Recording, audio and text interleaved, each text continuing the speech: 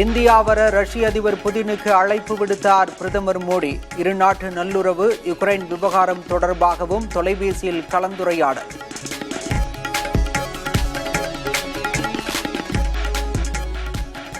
தேசிய கல்விக் கொள்கைக்கு மாற்றாக மாநில கல்விக் கொள்கையை வெளியிட்டார் முதல்வர் ஸ்டாலின். ஸ்போக்கன் இங்கிலீஷ் தவிர ஸ்போக்கன் தமிழ் மீது முதன்மையான கவனம் செலுத்த அறிவுறுத்தல்.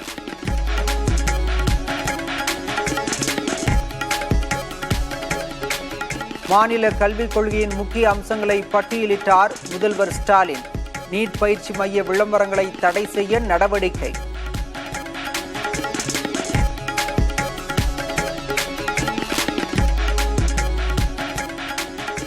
தமிழகத்தில் நடப்பாண்டு முதல் 11ஆம் வகுப்புக்கான பொதுத் தேர்வு முறை ரத்து.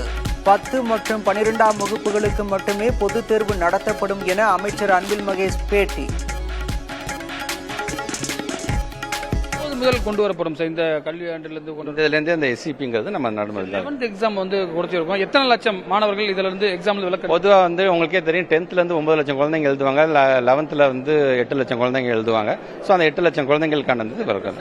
10th ஒரு பப்ளிக் எக்ஸாம் முடிக்கிறாங்க, 11th அந்த கற்றல் வருது, 12th பப்ளிக் எக்ஸாம் வரும்போது தொடர்ந்து ஒரு 3 வருஷம் தொடர்ந்து குழந்தைங்க ப்ரெஷர்ல வைக்கக்கூடாது. வாக்குகள் திருடப்படுவதாக வீடியோ வெளியிட்டு மக்களவை எதிர்க்கட்சித் தலைவர் ராகுல் காந்தி மீண்டும் குற்றச்சாட்டு. வாக்கு திருட்டு ஜனநாயகத்திற்கு இழைக்கப்படும் மாபெரும் துரோகம் என்றும் காட்டம்.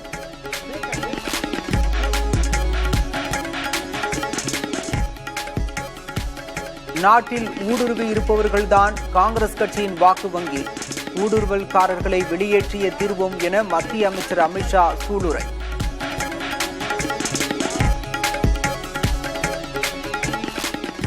முறைகேடான வாக்காளர் பட்டியல் திருத்தம் பற்றி வாய் திறக்காதது ஏன்? தமிழ்நாட்டு வாக்காளர்களையும் டெல்லியில் அடமானம் வைக்க பழனிசாமி துணிந்து விட்டாரா என துரைமுருகன் கேள்வி.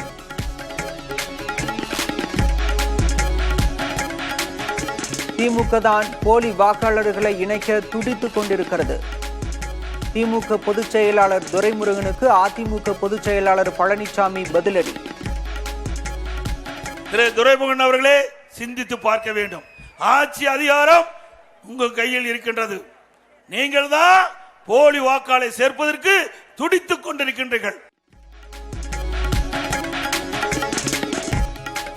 தமிழகத்தில் IAS அதிகாரிகள் இணை அரசாங்கத்தை நடத்தி வருவதாக சென்னை உயர்நீதிமன்றம் கண்டனம். IAS அதிகாரிகள் அரசை நடத்தவில்லை, ஸ்டாலின் தான் நடத்துகிறார் என தமிழக அரசு விளக்கம்.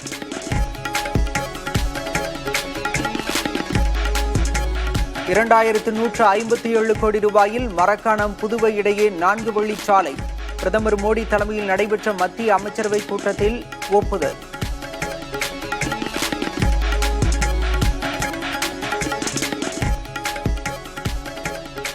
அதிமுக கூட்டணியில் தேமுதிக தொடர விரும்புகிறோம். பிரேமலதாவுடனான சந்திப்பு குறித்து KC வீரமணி பதில்.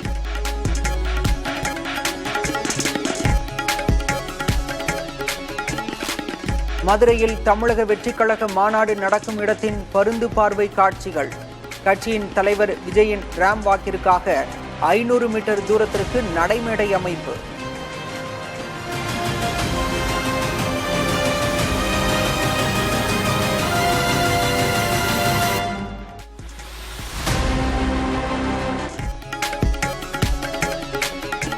ராணிப்பேட்டையில் மழையால் அரசு ஆரம்ப சுகாதார நிலையத்தை சூழ்ந்த வெள்ளம்.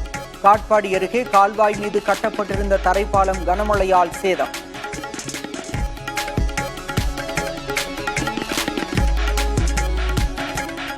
காஞ்சிபுரம், செங்கல்பட்டு, விழுப்புரம் உட்பட 15 மாவட்டங்களில் இன்று கனமழைக்கு வாய்ப்பு. தருமபுரி, கிருஷ்ணகிரி, திருப்பத்தூர், வேலூர், ராணிப்பேட்டையில் கனமழை பெய்யும் என கணிப்பு.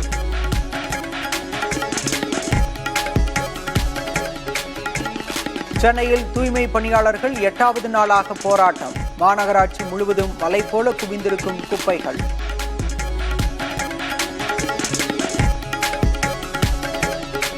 சேலம் கோட்டை மாரியம்மன் கோயில் தேரோட்டம் கோலாகலம். ஆயிரக்கணக்கான பக்தர்கள் தேரை வடம்பிடித்து இழுத்து வழிபாடு.